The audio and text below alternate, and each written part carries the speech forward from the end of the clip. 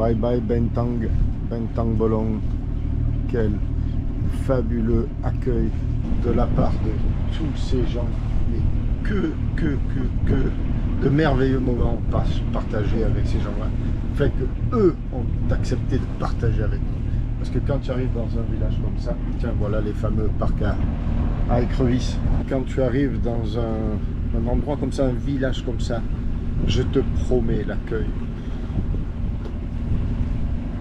C'est quelque chose de fort, très fort. Bon, les adieux, c'était hier soir. Là, il est 7 h du matin.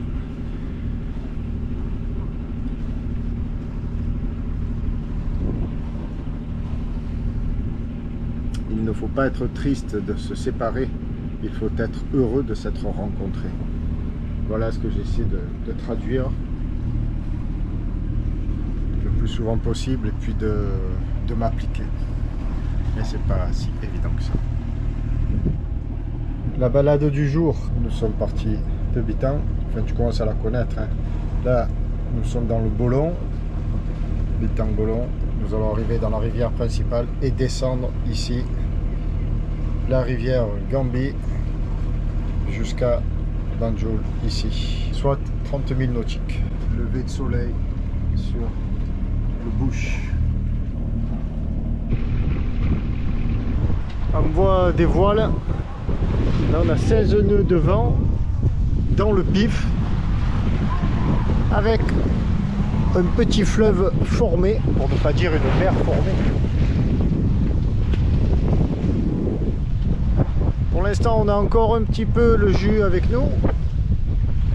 J'ai décidé de couper le moteur et de faire de la voile, alors il va falloir tirer des bords en pagaille, mais c'est tellement bon marcher sans moteur. On a fait 1 h 30 de moteur ce matin pour sortir du Bolong derrière nous là. Et là je me dis quelle chance mon Pierrot, quelle chance. Je suis absolument tout seul sur le fleuve Gambie là. Et j'avance doucement, là je suis à 4 nœuds 5 nœuds, plutôt 5 nœuds. C'est souple, c'est... wow. Alors bien sûr il faut faire très attention à l'approche des rives parce que le fond peut remonter très rapidement. Bon ben là c'est purement génial parce que je fais un cap pas trop mauvais. Le fleuve on le voit, il est là comme ça. Là devant il y a James Island ici, là-bas Albreda et la rive là, la rive nord.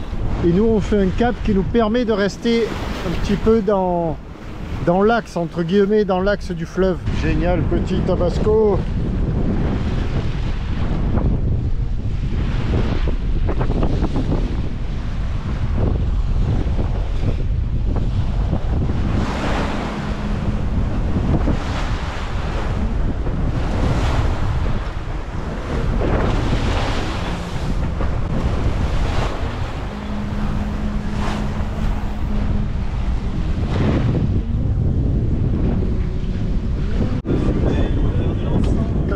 Comme ça, parc à écrevisses, ben, il faut virer vite parce que ça c'est mouillé sur une ancre et donc c'est qu'il n'y a pas 10 mètres de fond. Normalement il y a moins, et là il y avait 2 mètres. Toujours rester très observateur à la cachot de tout, surtout en rivière quoi. En mer au large ça va, en rivière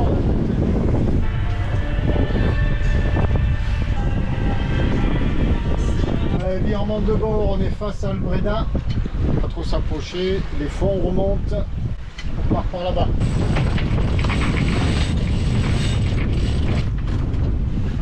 Et voilà, c'est le 1, 2, 3, 4 ou 5e virement de bord. Là, il y a 11 nœuds de vent, ici, à l'abri. Albreda, James Island, bye bye. Nous on vient de tout au fond là-bas. 10 heures, c'est l'heure de casser la croûte. La brisure de riz, préparer vite tout. Le soir. La brisure de riz, c'est comme du riz, mais ce n'est pas du riz.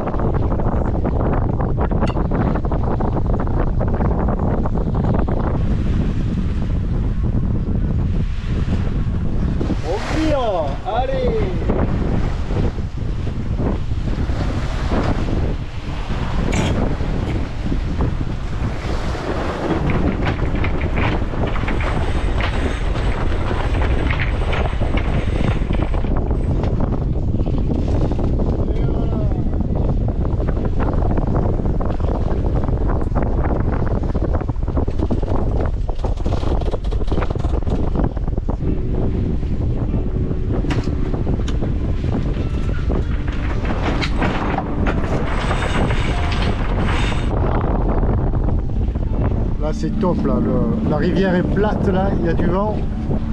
On est bien là.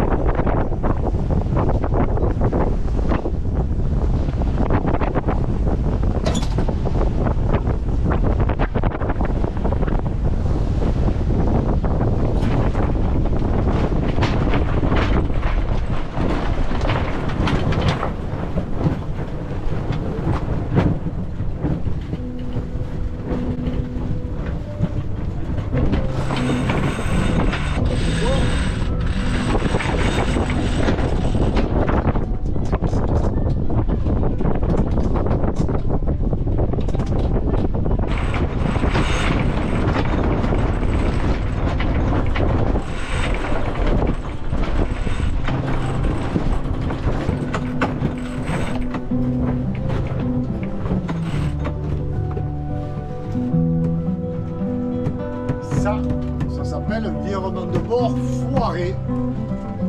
Complètement.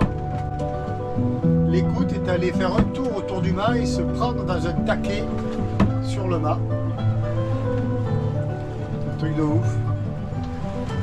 Tout peut arriver.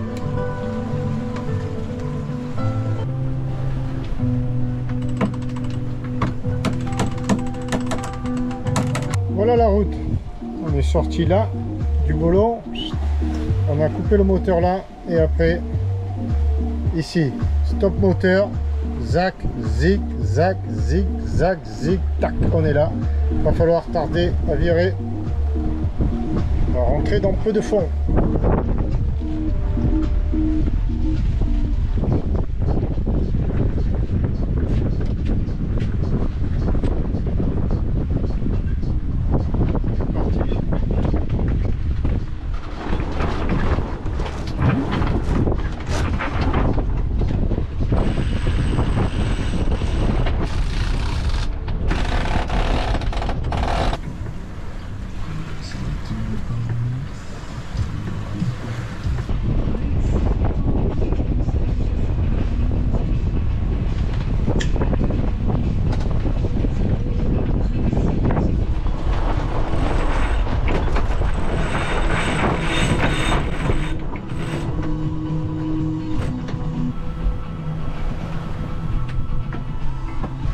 Au loin devant là-bas, Banjul est toujours sous voile depuis ce matin, hein, de bonne heure. Et là on l'a bien dans le pif. On marche à 3,94 quand même. Si le courant dans le pif, le fleuve se remplit, bah, c'est pas grave, on avance.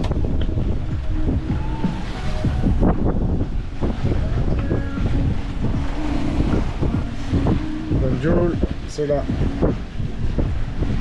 En ligne droite, il y a 7-8 000, hein, et on va en faire des zigzags encore. Le HBO original House of the Dragon avec le pass Warner, trop bien, tout est là. Combien de matchs tu dis ?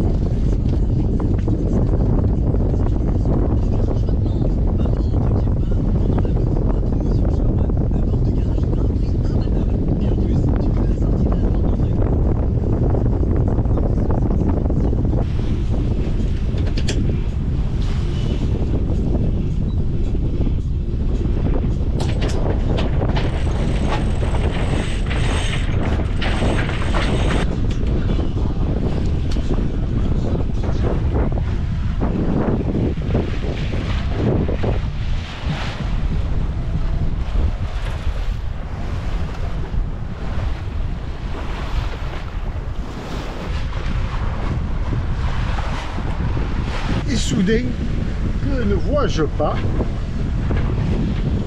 Non pas une pirogue de pêcheur, ça c'est plutôt habituel, bien que ces temps-ci il n'y en ait pas beaucoup sur le fleuve, c'est pas trop la saison, mais un voilier, là,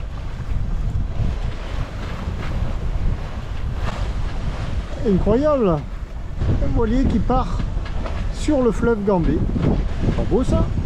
Devant nous, Banjul là-bas, sous l'orage. Là-bas, ça dégringole. Et derrière nous, d'où nous venons, tout va bien. Petit grain, voilà, c'est arrivé. Il y a 2 minutes j'en parlais. Ça vient avec le vent, donc ça nous vient dessus. Mais il n'y a pas de vent, ou tout du moins pour l'instant, qui accompagne ce grain. Ça s'éclaircit, mais il y a nos gros grains là. Devant, j'ai réduit par sécurité.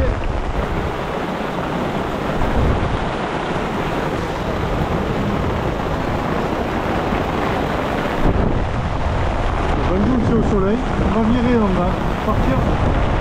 Oh, c'est beau derrière. C'est beau derrière.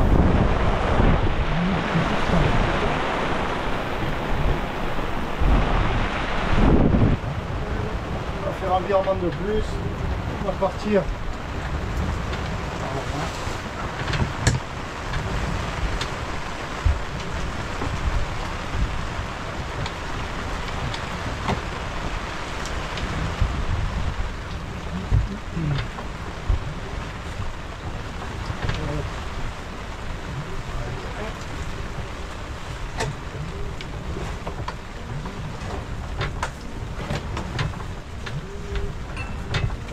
C'est passé.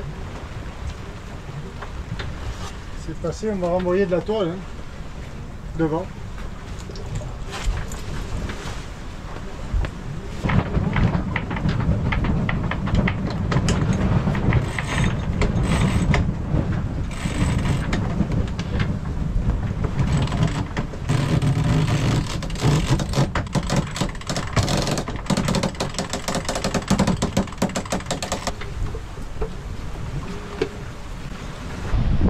Éclairci sur Banjul. Et là-bas. Cette côte verdoyante là est très jolie. Très jolie. Je vous appelle de Bourges, c'est pas tout à fait ça, mais... Alors, Pélissane dans les Bouches-du-Rhône. Donc vous êtes... On vient de glisser au dernier moment un autre Nicolas. Donc vous êtes Nicolas Mathurin de Bourges. Un Nicolas peut en cacher un autre. Qu'est-ce que vous faites là-bas à Bourges, Nicolas? Je suis chef de projet dans la boîte.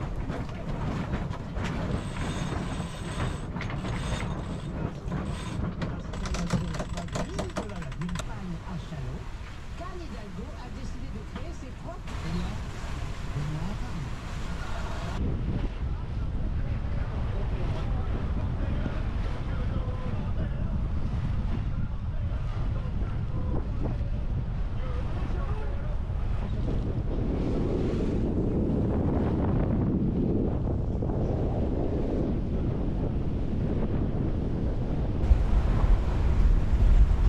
Peut-être un des derniers virements de bord. Ou l'avant-dernier, on remonte sur Banjul, on est à moins de 3000 nautiques. Un virement pour aller au mouillage. Allez, c'est parti.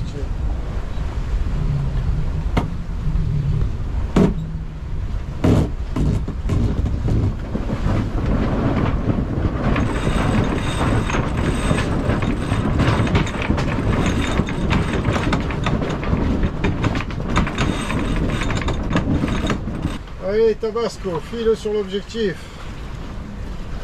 s'il te plaît. Là c'est plein d'épaves matérialisées. J'avais jamais vu que c'était bien matérialisé comme ça. Là on est cap sur la sortie, sur la mer. Allez, relance Tabasco.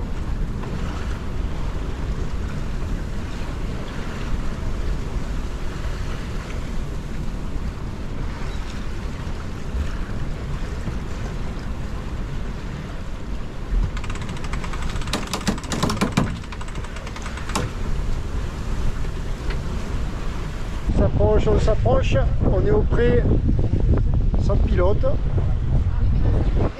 et sous le vent là, ah ben là c'est sombre. Ouais.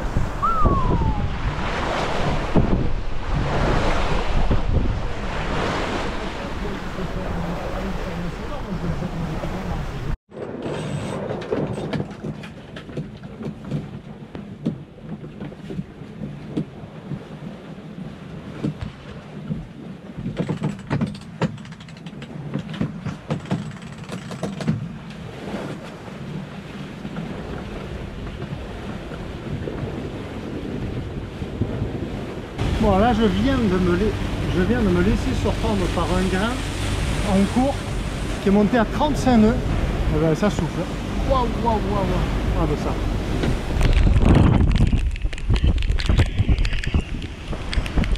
Alors je suis au moteur face au vent. J'attends que ça passe.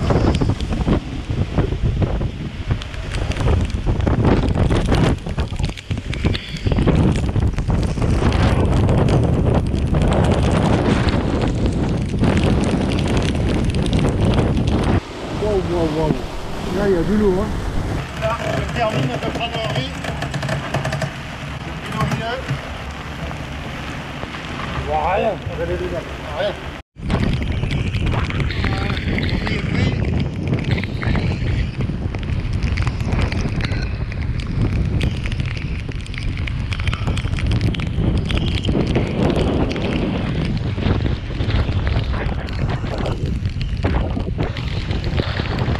Nœuds, gros orage. La problématique c'est la visine. J'ai aucune visine. Le dehors j'en prends plein la gueule et je peux pas aller mouiller à travers le champ d'épave là. Donc je vais monter tout doucement. Là je suis sous un riz à plus moteur, léger moteur. Pour étaler un peu. Que j'empanne et que je redescende un petit peu, mais je vais descendre comme une balle là. Peut-être prendre un deuxième riz. Là il est 4h30 de l'après-midi je pense. Je n'y vois rien, je vois un gros cargo là, pas très loin d'ailleurs. Il y a 30 nœuds devant là. Et là c'est pas qu'un grain là, c'est l'orage, ça peut durer un certain temps ça. Je vais leur prendre une décision, redescendre peut-être, prendre un deuxième riz et redescendre. Allez go. Heureusement que les riz se prennent super bien. J'avais fait une marque là pour le deuxième riz, le premier aussi d'ailleurs. Et mon riz se prend super bien.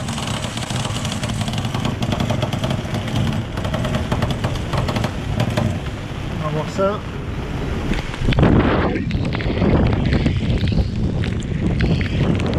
La marque. Il en manque à l'arrière.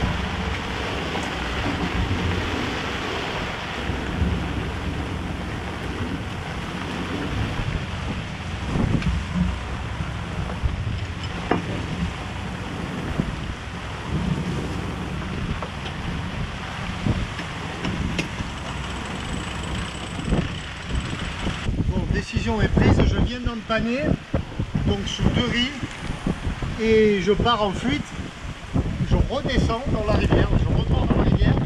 Là on voit il y a un chalut, là je suis à la portée de mon j'étais arrivé, mais ici c'est café d'épaves et de bâtiments comme ça, de pêche. Donc là, il faut se demander quels sont les dangers les plus importants. Théoriquement, c'est pas le vent de la mer, c'est la collision. En collision avec un bâtiment ou alors la terre.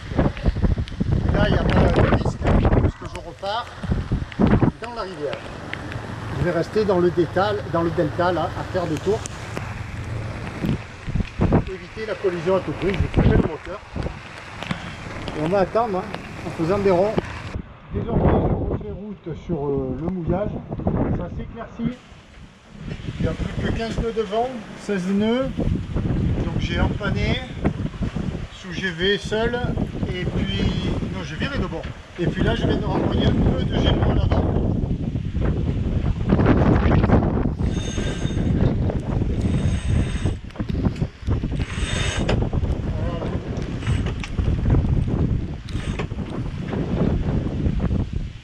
Et là, on voit que ça s'est éclairci. Je vais pouvoir prendre la route du mouillage qui est là-bas. Là, il y a un gros courant. On marche à 5 nœuds 6 quand même, avec le courant sortant. Et bien, que d'aventure! Si je dois débriefer de suite là ce petit événement, je perds l'équilibre. Ma grosse bêtise, ça n'a pas été d'anticiper ce coup de vent là, ce gros grain à 30 nœuds. Je suis resté toute voile haute. Donc après pour enrouler le génois, ça a été compliqué. Le bateau s'est couché complètement. Et c'est comme ça qu'on abîme le matériel. Donc non, ça veut dire bravo, c'est ça. Triple 0 abruti sur ce coup-là. Après, bon, le bon truc, c'est de fuir la zone de danger, toujours. On n'est pas pressé d'arriver, ne pas se dire oh, je vais vite mouiller parce qu'au mouillage je suis serein. Non, non, non, non. Je fuis la zone de danger, je repars au large. Bon, là en l'occurrence, c'était dans le fleuve. Je prends des riz, je réduis la tourne et après on verra bien. Et là on voit un peu mieux. Il est 17 h, bon, il fait nuit à 19 h, mais avec cette faible luminosité, je préfère quand même aller mouiller 2 jours, évidemment, surtout pas de nuit. Ici, c'est compliqué. On approche, tranquillou, sous GV à riz et un bout de génois en avant. Bon, il n'y a plus que 9 nœuds de vent, mais c'est jamais, hein. Prudent ce bête là. Et on va aller mouiller là-bas. Ça va bien remuer, je pense, au mouillage. Ça va se calmer dans la soirée. Voilà la zone dans laquelle il ne fallait pas pénétrer tout à l'heure, au plus faible de la visie. On voit là, il y a des pirogues. Le passage est étroit ici. Enfin, il est large, mais en conditions extrêmes, il est étroit.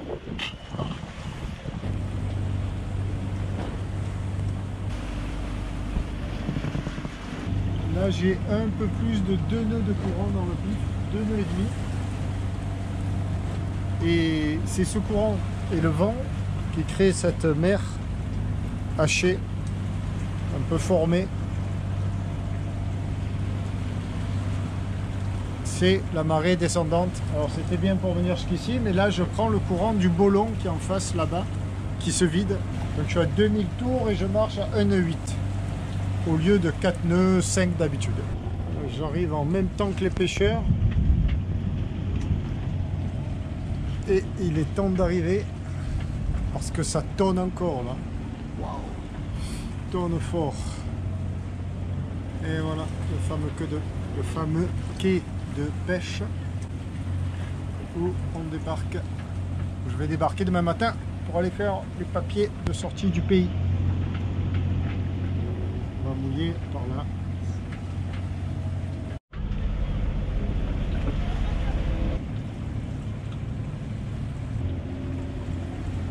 C'est vraiment le retour de la pêche. Ils rentrent tous. Il repleut. On va mouiller par là, 4 mètres de fond. C'est parti.